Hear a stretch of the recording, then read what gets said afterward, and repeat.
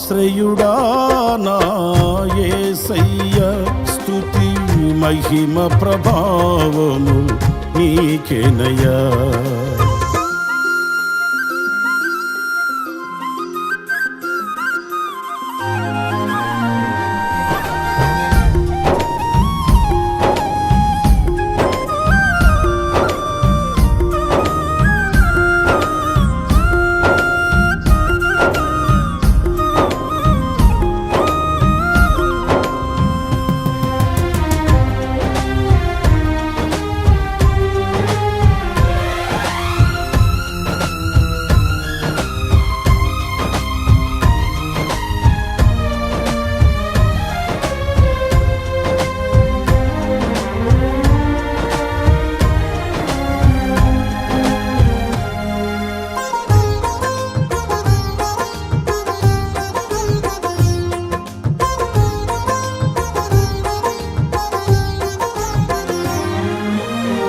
తెల్లని వెన్నెల కాంతివి నీవు, చల్లని మమతల మనసే నీవు.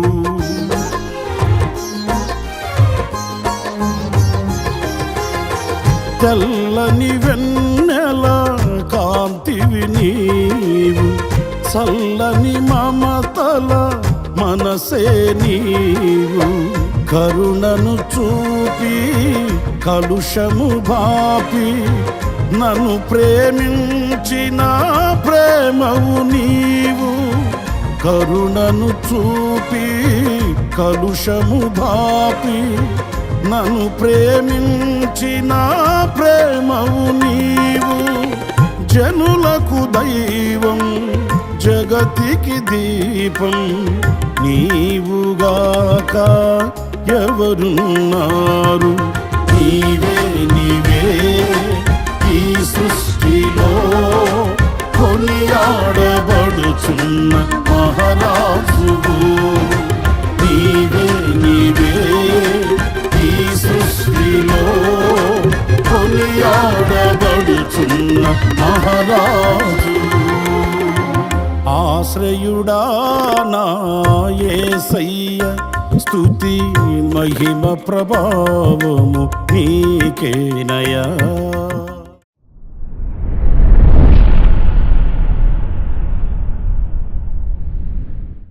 Praise the lord.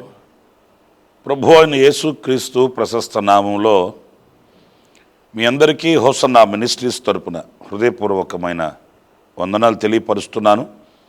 ప్రభు మిమ్మల్ని ఆశీర్వదించి దీవించునుగాక. ప్రియులారా, ఈ పునరుద్ధానపు వేళ మరి అందరం దేవుని సన్నిధిలో చేరి అనర్ఘణంగా ప్రభుని ఆరాధించుకోవడానికి దేవుడు మనకు అనుగ్రహించిన శుభతరుణం. మనకంటే బలము ధనము కలిగిన జనము ఎందరో లోకాన్ని విడిచిపోయినప్పటికీ ఈ పునరుద్ధానపు వేళ ఈ రీతిగా మనం చేరి ఆయన్ని ఆరాధించుకునేటట్లు సజీవుల దేశంలో సజీవుడైన దేవుడు మనల్ని సజీవులుగా ఉంచాడు. ఎంతైనా కృతజ్ఞులం, ఆయనను స్తుతించబద్ధులం. మరి ఈరోజు ఒక ప్రత్యేకింపబడిన రోజు అని చెప్పుకోవాలి. ఎందుకంటే ఇది పెంతెకోస్తు దినము అని పెద్దలు దీనిని నిర్ణయించారు. యేసుక్రీస్తు ఆరోహణమైన తర్వాత నుంచి 50 దినముల లెక్క చొప్పున ఈరోజు పరిశుద్ధాత్మ కుమ్మరించబడినటువంటి ఆశీర్వదించబడిన దినం. యేసుక్రీస్తు ఆరోహణం అవుతూ ఆయన చెప్పిన ఆజ్ఞ, మీరు యెరూషలేమును విడువక కనిపెట్టి ప్రార్థన చేసి పైనుండి శక్తిని పొందుకునేటంత వరకు కూడా మీరు వేచి చూడండి, యెరూషలేమును విడిచి వెళ్ళక కనిపెట్టి ప్రార్థించండి అని ఆయన ఆజ్ఞ ఇచ్చాడు. ఆయన చెప్పిన అనేక మాటల్లో ఈ మాట చాలా శక్తివంతమైనది అని చెప్పుకోవాలి. ఏదో ఆయన ఒక సలహాగా కాకుండా ఆజ్ఞ ఇచ్చెను అనే మాట మనం చదువుతామండి. ఇక దీనికి వేరే వేరే వ్యాఖ్యానం కానీ వేరే వేరే భావనలు కానీ లేవు. ఇది ఒక ఆజ్ఞ, తప్పనిసరిగా అలా మనం చేయవలసిందే. ఆ తర్వాత మనం పరిశుద్ధ గ్రంథంలో మనం చదివినప్పుడు చక్కటి మాటలు మనకు కనిపిస్తాయి. నేను అపోస్తలుల కార్యాల గ్రంథం 2వ అధ్యాయం మొదటి మాటల్ని చదువుతున్నాను, ఒకసారి మీరు ఆలోకించండి. పెంతెకోస్తను పండుగ దినము వచ్చినప్పుడు అందరూ ఒకచోట కూడి ఉండిరి. ప్రియులారా చూడండి, ఈ పెంతెకోస్తు అనే మాట 50వ దినము అనే భావనకి పలకబడింది. పెంతెకోస్తు అంటే 50వ దినం అని అర్థం. ఇక్కడ ప్రాముఖ్యంగా మనం గమనించవలసింది పరిశుద్ధాత్మ నింపుదల ఈ దినాన అపోస్తలులు అనుభవించడానికి గల కారణాలు కొన్ని మనం గ్రహించవచ్చండి. దేవుని శక్తి లేనిదే మనం సాక్షులుగా ఉండలేము. దేవుని శక్తి లేనిదే ప్రభు కొరకు మనం జీవించలేము. ఆ దైవ శక్తిని, పరిశుద్ధాత్మ శక్తిని మనం పొందుకోకుండా మనం పరిశుద్ధపరచబడలేము, సిద్ధపరచబడలేము, ఆయన రాకడ కొరకు మనం వేచి ఉండలేము అనే విషయాన్ని మనం గ్రహించాలి. యేసుక్రీస్తు రక్తంతో కడగబడినంత మాత్రాన, బాప్తిసం పొందినంత మాత్రానే కాదు, కానీ మనము ఈ లోకాన్ని విడిచేటంత వరకును, లేదా ప్రభు వచ్చేటంత వరకు మనం స్థిరులమై ఉండాలి అని అంటే, మనం సాక్షులమై ఉండాలి అని అనుకుంటే, మనం ప్రభు కొరకు జీవించాలి అని అనుకుంటే మనకు దైవశక్తి కావాలి, పరిశుద్ధాత్ముని ఆ శక్తి మనకు కావాలి. యేసుక్రీస్తు అది చెప్పాడు, నేను వెళ్ళి తండ్రిని వేడుకుంటాను, మీ కొరకు ఒక ఆదరణకర్తను పంపిస్తాను, అతడు మీతోనూ మీలోనూ ఉండి సర్వసత్యములోనికి నడిపిస్తాడు అని యేసయ్య ఆయన లోకంలో జీవించుచున్న దినములలోనే ఆయన చెప్పిన చక్కటి సందేశం. కనుక నేను యేసు ప్రభువు నమ్మానని సంతోషిస్తే కాదు, బాప్తిసం కూడా పొందానని సంతోషిస్తే కాదు, కానీ ఈ దైవ శక్తిని, పరిశుద్ధాత్మ శక్తిని మనం కలిగిన వారమైనప్పుడే ఈ లోకాన్ని ఎదిరించగలిగినటువంటి ఆ బలం మనకు కలుగుతుంది. లోకంలో ఉన్న వాటిని జయించగలిగిన సామర్థ్యత మనకు కలుగుతుంది. మనం జయిస్తూ ప్రభు రాకడ కొరకు ఆయుత్తపరచబడగలిగిన ఆధిక్యత మనకు దొరుకుతుంది. ఈరోజున అనేక మంది రక్షింపబడిన వారే మరలా లోకం వైపు తిరగడానికి గల కారణం ఏంటంటే, వాళ్ళకి ఎదురైన పోరాటాలలో వాటిని ఎదిరించే శక్తినిచ్చే పరిశుద్ధాత్మని వాళ్ళు పొందుకొనక, పరిశుద్ధాత్మనికి వాళ్ళు అప్పగించుకోక, పరిశుద్ధాత్ముడు అంతరంగంలో నిలిచి కార్యసిద్ధిని చేయక. నా ప్రియమైన సహోదరులారా, పరిశుద్ధాత్మ అనుభవం చాలా విలువైనది, చాలా ఉన్నతమైనది, ఉత్తమమైనది, ప్రత్యేకించబడినది కూడదు. ఇక్కడ ఈ పరిశుద్ధాత్మని వాళ్ళు అనుభవించిన ఆ దినాన జరిగిన కొన్ని చక్కటి విషయాలు మనం గమనించినప్పుడు శ్రేష్టమైనటువంటి ఆశీర్వాదాన్ని మనం పొందుకోగలుగుతాం. ఈ వాక్యంలో ఆ పండుగ దినమున అందరూ ఒకచోట కూడి ఉండిరి అనే ఒక ఐక్యతని మనం గుర్తించగలుగుతామండి. వాస్తవంగా మనం ప్రార్థన చేసుకోవాలి, దైవశక్తిని మనం పొందుకోవాలనుకుంటే వాస్తవంగా మనం సర్వసాధారణంగా ఏం చేస్తాం? ఒంటరిగా ఏదో ఒక చోటుకి వెళ్ళి కూర్చొని, ఒంటరిగా ఏదో ఒక ప్రాంతానికి వెళ్ళి మోకరించి, మరి కొంతమంది అయితే ఏకాంతంగా కొండల మీదకునో గుట్టల మీదకునో వెళ్తారు, వాళ్ళు ప్రార్థన చేసుకుంటుంటారు. కానీ ఈ ప్రార్థన అలాంటిది కాదండి. వారంతా ఏకముగా ఒకచోట కూడి ఆ ఐక్యతను సూచించే ప్రార్థన. అక్కడ అనేక మంది, ఇంచుమించు 120 మంది ఉన్నప్పటికీ వాళ్ళు అనేక స్వాభావికమైన గుణగణాలు కలిగిన వ్యక్తులుగా మనకు కనిపిస్తారు. వారిలో యేసుక్రీస్తు తల్లి అయిన మరియ తల్లి కూడా ఉన్నారు. నేను యేసుక్రీస్తునకు జన్మనిచ్చిన తల్లిని గనుక నాకు అవసరం లేదు, నేను ధన్యురాలను గనుక నాకు అక్కర్లేదు, నేను భక్తి కలిగిన స్త్రీని గనుక నాకు ఇంత అవసరం లేదు అని ఆమె వేరుండలేదండి. ఆ 120 మందిలో యేసు ప్రభు శిష్యులు ఉన్నారు, ఆయనను విశ్వసించిన వాళ్ళు ఉన్నారు, ఆయనకు జన్మనిచ్చిన తల్లి ఉంది. వీరంతా కూడా కలిసి ఒకచోట ఆ ఐక్యత చూడండి ప్రియులారా. ఐక్యత ఎక్కడ ఉంటుందో అక్కడ పరిశుద్ధాత్ముని క్రియలు కనిపిస్తాయండి. ఆత్మ కలిగించు ఐక్యత అని పరిశుద్ధ పౌలు ఎఫెసు సంఘానికి వ్రాశాడు. సమాధానము అనే బంధము చేత పరిశుద్ధాత్మ అనుగ్రహించు శక్తిని, పరిశుద్ధాత్మ అనుగ్రహించు ఆ ఐక్యతను కాపాడుకోండి అని పరిశుద్ధుడైన పౌలు స్పష్టంగా వ్రాశాడు. అంటే పరిశుద్ధాత్మ అనుభవం యొక్క ఛాయలు, ఆ పరిశుద్ధాత్మ యొక్క క్రియలు ఎక్కడుంటాయంటే, ఎక్కడ కలిసికట్టుగా ఐక్యత ఉంటుందో అక్కడ పరిశుద్ధాత్మని యొక్క ఉనికి కనిపిస్తుంది. ఈరోజు నా కుటుంబపు వ్యవస్థలోనైనా, సామాజికంగానైనా, వ్యక్తిగతంగానైనా ఈ ఐక్యత కొరవడిన లేక కొదువైన పరిస్థితులు మనకు కనిపిస్తున్నాయండి. నలుగురు ఒక కుటుంబంలో ఉంటే ఆ నలుగురులో ఐక్యత కనిపించట్లేదు. నలుగురు కూడా అవసరం లేదండి, ఇద్దరు ఒక కుటుంబంలో ఉంటే ఆ భార్య భర్త అనే ఆ బంధం ఏమవుతుందో మనకు తెలియట్లేదు. అక్కడ ఐక్యత కనిపించట్లేదు.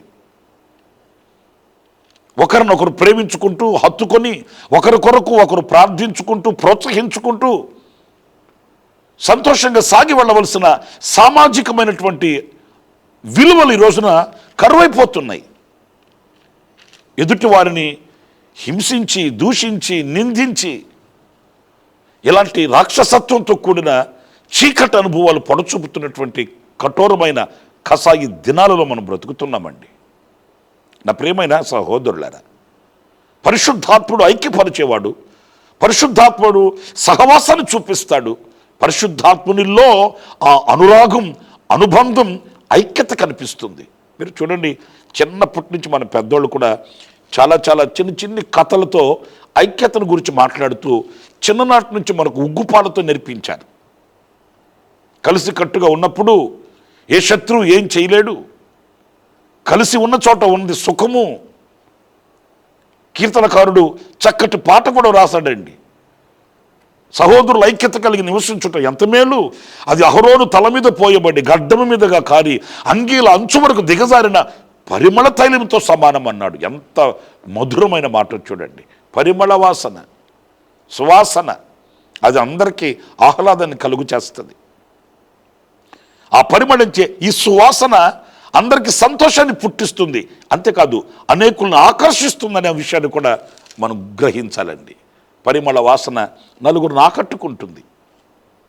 ఈ ఐక్యత నలుగురికి ఆదర్శప్రాయంగా ఉండాలి. ఈ ఐక్యత నలుగురిని ఆకట్టుకోగలగాలి. నలుగురికి పవిత్రమైన మార్గాన్ని చూపించగలిగిన స్థితిలో ఉండాలి. ఒక ప్రశ్న నేను అడుగుతున్నాను. ఎవరికో ఇలాంటి అనుభవం లేదు అనే దానికంటే కూడా నాకు లేక మనకు ఇలాంటి అనుభవం ఉందా అనే ప్రశ్న మనకు మనం వేసుకోవాలండి. పరిశుద్ధాత్ముని యొక్క అనుభవాలు మనం కలిగి ఉన్నప్పుడు ఆ ఐక్యతను ప్రత్యక్షపరచగలుగుతాం. పరిశుద్ధాత్మతో మనం నింపబడి ఉన్నప్పుడు ఈ ఐక్యతకి సంబంధించిన ఆ క్రియలు మనలో ప్రత్యక్షమై అనేకులకు ఆశీర్వాదం కలుగుతుంది. అనేకులలో మనం ఆనందాన్ని చూడగలుగుతాము. ప్రియులారా, ఇక్కడ పరిశుద్ధాత్ముడు దిగి వచ్చిన మొట్టమొదటి దినాన వాళ్ళు అనుభవించిన, వాళ్ళు ఆచరించిన అనుభవాలు మనం చూస్తే చాలా విషయాలు మనం నేర్చుకోవలసి వస్తుందండి. ఇంకొక చిన్న విషయాన్ని కూడా నేను మీకు జ్ఞాపకం చేస్తాను. అదేంటంటే, అప్పుడు వేగముగా వీచు బలమైన గాలి వంటి యొక్క ధ్వని ఆకాశం నుండి అకస్మాత్తుగా వారు కూడి ఉన్న ఇల్లంతయు నిండెను, మరియు అగ్ని జ్వాలల వంటి నాలుకలు విభాగింపబడినట్లుగా వారికి కనబడి వారిలో ఒక్కొక్కరిని మీద వ్రాలగా అందరూ పరిశుద్ధాత్మతో నిండిన వారే. చూస్తారండి, అందరూ అంటే ఎంతమంది కూడి ఉన్నారో, కూడి ఉన్న వారందరి మీద మనలో ఆ ఐక్యత, సఖ్యత కనబడినప్పుడు దేవుడు ఆ ఐక్యతని, సఖ్యతను ఆమోదించి ముద్ర వేస్తాడండి. వారిలో దేవుడు కొంతమందిని ఏర్పరచుకొని ఆ కొంతమందికి పరిశుద్ధాత్మనిచ్చి మరి కొంతమందిని దాటుకు వెళ్ళలేదండి. మనం ఎప్పుడు ఆ స్థానాన్ని కలిగి ఉంటామో, ఆ స్థితిని కలిగి ఉంటామో, దేవుడు కూడా దాన్ని అంగీకరిస్తాడు, ఆమోదిస్తాడు. కూడి ఉన్న వారు ఉన్నారు, ఆ కూడి ఉన్న వారందరి మీద పరిశుద్ధాత్మ శక్తి దిగి వచ్చి వారు అన్య భాషలతో మాట్లాడుతూ వాక్ శక్తి అనుగ్రహించుకోలది. ఇక్కడ జాగ్రత్తగా మీరు ఒక చిన్న విషయాన్ని గమనించాలి. వాక్ శక్తి అనుగ్రహించుకోలది అంటే వారు ఒక్కొక్కరి మీద వ్రాలినప్పుడు ఒక్కొక్కరికి ఒక్కొక్క వాక్ శక్తి, అంటే వారి యొక్క సామర్థ్యతను బట్టి వారందరి మీద పరిశుద్ధాత్మ దేవుడు దిగివచ్చాడు. వాక్ శక్తి అనుగ్రహించుకొలది వారు అన్య భాషలతో మాట్లాడుతూ వాళ్ళు అనర్గళంగా స్తుతించడం ప్రారంభించారండి. అది చూసే వాళ్ళకి కూడా ఆశ్చర్యం అనిపించిందంట. నాకు నా హృదయాన్ని హత్తుకున్న మాట ఇందులో కొందరు గ్రహించి వీళ్ళేంటి మన స్వభాషతో దేవుని స్తుతించుచున్నారు అనే ఒక గుంపు ఉంది. వారిలోనే మరికొంతమంది వీళ్ళు క్రొత్త మద్యంతో మత్తులై ఉన్నారని అపార్థం చేసుకున్న గుంపు కూడా ఉన్నారండి. ఆత్మీయులకు ఆత్మ సంబంధమైన విషయాలు గ్రహింపు కలుగుతుంది, లోక సంబంధులకు అవి పరిహాసంగా ఉంటాయండి. మొదటి శతాబ్దంలోనే మొట్టమొదటి పరిశుద్ధాత్ముడు దిగి వచ్చిన ఆ దినానే ఈ రెండు గుంపులు ఉన్నాయి. ఈనాడు కూడా ఈ రెండు గుంపులు ఉన్నాయండి. అర్థం చేసుకున్న వాళ్ళు ఇది దైవశక్తి, వీళ్ళు అన్య భాషలో మాట్లాడుతూ మన స్వభాషలో వీళ్ళు వివరిస్తున్నారేంటి అని ప్రభువుని స్తుతించడం చూచి వాళ్ళు ఆశ్చర్యపడ్డారు. మరి కొందరేమో వీళ్ళు మత్తులై ఉన్నారు, ఇంత ఉదయాన్ని ఏం తాగొచ్చారేంటో అని అపార్థం చేసుకొని అపహాస్యం చూసుకున్న వాళ్ళు కూడా ఉన్నారంటండి. ప్రియమైన సహోదరులారా, వారందరూ పరిశుద్ధాత్మను అనుభవించి రుచి చూచారంట. ఒక మాట చెప్పనా, మన ఇంట మన కుటుంబంలో ఐక్యత ఉంటే ఇంట ఉన్న వారందరి మీద ఆ దైవ శక్తి కొమ్మరింపబడుతుందండి. ఇంట ఉన్న వారందరి మీద ఆ దైవశక్తి కనబడకపోవడానికి గల కారణం దైవశక్తిలో లోపం కాదు, మనలో ఉంది లోపం. ఆ ఐక్యతను సూచించే అనుభవాలు మనలో కరువైపోయాయి. మీరు ఇంకా ఈ 2వ అధ్యాయంలోనే 17వ వాక్యాన్ని నేను చదువుతున్నానండి. ఆ మాట కూడా మీరు జాగ్రత్తగా వినండి. మనుషులందరి మీద నా ఆత్మను కుమ్మరించదను. దేవుని సంకల్పం ఏంటి? అందరి మీద ఆయన ఆత్మను కుమ్మరించడం. ఏ కులానికి, ఏ గోత్రానికి, ఏ రంగు, ఏ హంగు, ఏ దేశ భేదమేమీ లేదండి. మనుషులందరి మీద నా ఆత్మను కుమ్మరించెదను. మీ కుమారులను మీ కుమార్తెలను ప్రవచించుదురు. పరిశుద్ధాత్మ అనుభవంలో ఉన్న ఒక క్రియ ప్రవచించడం. ప్రవచించడం అంటే ఏంటి? ఆ దేవుని ఉద్దేశాన్ని ప్రకటించడం. అందరికీ దేవుని ఉద్దేశాలు తెలీదు, అందరికీ దైవ సంకల్పం ప్రత్యక్షం కాదు. ఆ ప్రత్యక్షత కలిగిన వాళ్ళు ఎవరయ్యానంటే ఈ పరిశుద్ధాత్మ శక్తిని పొందుకొనిన వాళ్ళు ప్రవచిస్తారంట. అంటే దేవుని ఉద్దేశాలని ప్రచురం చేస్తారు, దేవుని ప్రణాళికని ప్రకటిస్తారు, దేవుడు పలికిన మాటల్ని లోకానికి చాటి చెప్తారు. ఇదొక గొప్ప అనుభవం అండి. దేవుని ఆత్మను పొందిన వ్యక్తి దేవుని మనసుని చదవగలుగుతాడు, దేవుని మనసును గ్రహించగలుగుతాడు, దైవ చిత్తాన్ని చూడగలుగుతాడు, ఆ దైవ ప్రణాళికకు పత్రికగా బ్రతకగలుగుతాడండి. దేవుని ఆత్మ అభిషేకం కలిగిన వ్యక్తి. ఇక్కడ చూడండి, మీ కుమారులను మీ కుమార్తెలను ప్రవచిస్తారు. రెండవది, మీ యవనులకు దర్శనములు కలుగును. పరిశుద్ధాత్మ అభిషేకంలో మరొక క్రియ మనం గమనిస్తే దర్శనములు చూడడం. దేవుడు తెలియపరిచే ఆ విషయాలను చూడగలిగిన ఆ స్టామినా, ఆ స్థితి, దేవుని ఉద్దేశాలని కళ్ళకు కట్టొచ్చినట్లుగా ప్రభు చూపిస్తుంటే అది చూడగలిగిన ఆ ఉన్నతమైన ఆధిక్యత. నా ప్రియమైన సహోదరులారా, ఇది అందరికీ కలిగేది కాదు. బైబిల్ పట్టుకుని తిరుగుతూ నేను కూడా క్రైస్తవుడిని చెప్పుకుంటే కుదరదు. పండుగ ఆచారాల్లో మునిగి తేలుతూ నేను క్రైస్తవుడని చెప్పుకుంటే దానివల్ల ప్రయోజనం ఏమీ లేదు. ఈ ఆత్మ అభిషేకం కలిగి ఈ ప్రత్యక్షత కలిగిన వ్యక్తులు దేవుడు అనుగ్రహించే ఆ దర్శనములను చూడగలుగుతారంటండి. చూడండి, మన ప్రవక్తలు కొందరు ప్రభు సన్నిధిలో కనిపెట్టి ప్రార్థన చేసి దైవ దర్శనమును పొందుకొని వాళ్ళు ప్రకటించిన ఆ ప్రవచన వాక్కులు ఎంత శక్తి కలిగినవో. ఆ దర్శనం ప్రజలలో మార్పును తీసుకుని వచ్చింది. ఆ దర్శనం విప్లవాత్మకమైన మార్పును స్థాపించింది, జీవితాలను కట్టింది, విశ్వాసమందు బలపరిచింది. శ్రమ కలిగిన నాడు ఎడమకైనా కుడికైనా తొలగిపోకుండా వాళ్ళ స్థైర్యాన్ని కలిగించింది దర్శనం. అందుకే మనం పరిశుద్ధ గ్రంథంలో మనం చదువుతాం, దర్శనం లేని చోట ప్రజలు కట్టు లేకుండా పోతారంట. దర్శనం అనేది చాలా శ్రేష్టమైనదండి. ఆ దర్శనాన్ని ఎవరు చూడగలుగుతారు? ఆ దైవ దర్శనానికి యోగ్యులైన వాళ్ళు ఎవరు?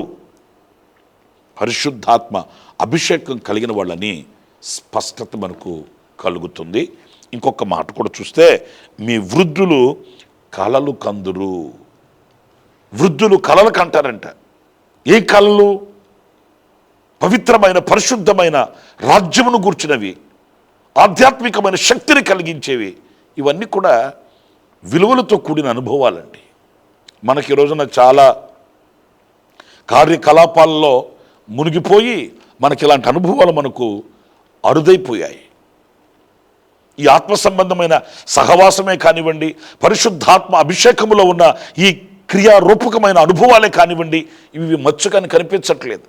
దర్శనం చూడడం, ప్రవచించడం, దేవుని సన్నిధిలో ఆ పరిశుద్ధతను గూర్చిన, దైవ రాజ్యమును గూర్చిన కలలు కని ఆ అనుభవాలలో ఆనందించడం, ఇవి ఏవి ఈ రోజున మనలో పొడచూపట్లేదు.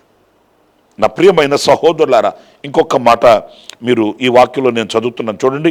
ఆ దినములలో నా దాసుల మీదను నా దాసురాండ్ర మీదను నా ఆత్మను కుమ్మరించేదను గనుక వారు ప్రవచించుదురు. ఆయన ఆత్మను కుమ్మరిస్తాడంట. నా ఆత్మను కుమ్మరించదను గనుక.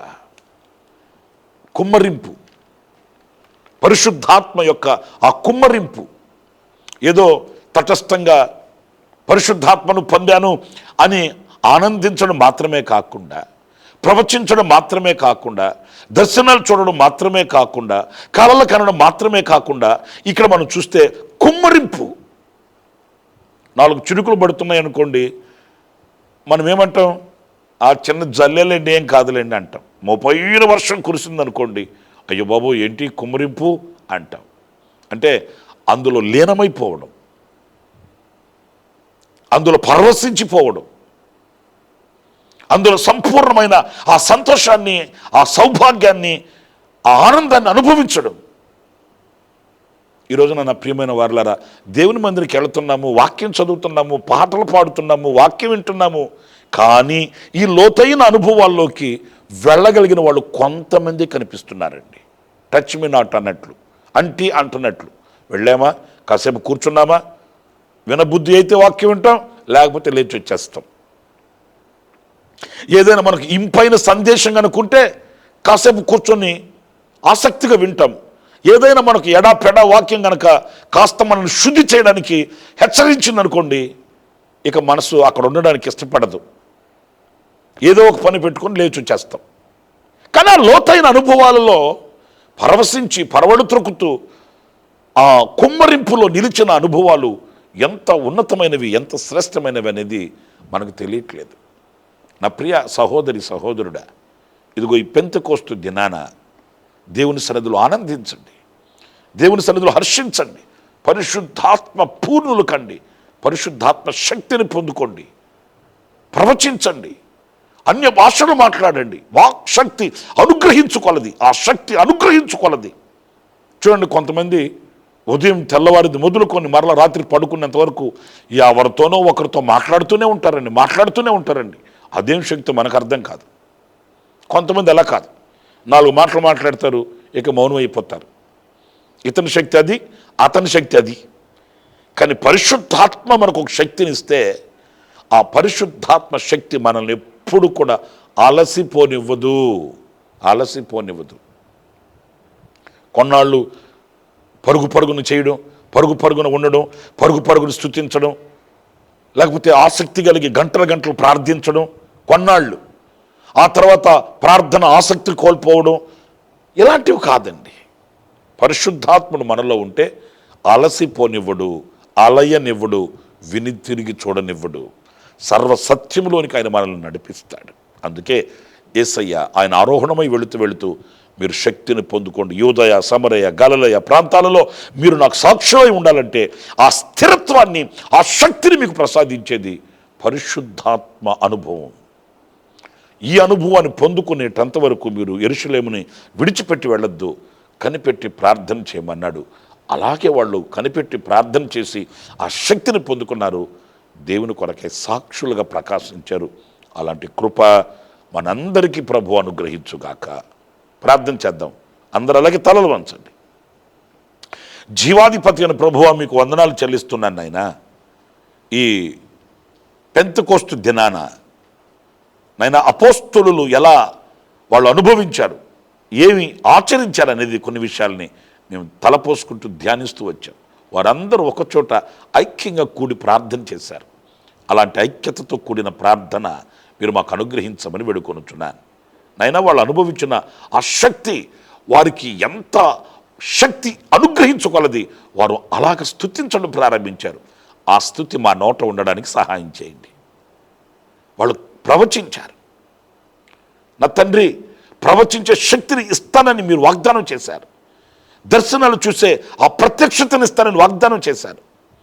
కలలో కనగలిగిన ఆ మెలకువని, ఆ ప్రత్యక్షతను ఇస్తానని మీరు వాగ్దానం చేశారు. కుమ్మరింపు అలాంటి లోతైన అనుభవాల్లో మేము సాగి వెళ్ళడానికి సహాయం చేయమని ఈ శుభవేళ నన్ను, మమ్మల్ని నైనా మీకు అప్పగించుకుంటూ మీ పరిశుద్ధాత్మ శక్తిని మాకు తోడుంచమని మరొక్కసారి ప్రార్థిస్తూ, అలాంటి అనుభవాలలో మీ సముఖంలో మేము హర్షించడానికి సహాయం చేయమని మరొక్కసారి మమ్మల్ని మీకు అప్పగించుకుంటూ యేసు నామములో ప్రార్థన చేసి వేడుకొనుచున్నాను తండ్రి. Amen, amen, amen. ప్రభు మిమ్మల్ని ఆశీర్వదించి దీవించునుగాక. ఈ దినమంత విశేషమైన కృప నా దేవుడు మీకు తోడై ఉండి ఆయన సన్నిధిలో మిమ్మల్ని ఆనందింపచేసి హర్షింపచేయునుగాక. Amen, amen. ప్రతిదినము ఈ అనుదిన కృపాను సందేశముల కొరకు, ఇంకా మరిన్ని ఆత్మ సంబంధమైన సందేశాల కొరకు ఈ మా యూట్యూబ్ ఛానల్ ను సబ్స్క్రైబ్ చేసుకోండి. Pastor Ramesh hosanna ministries.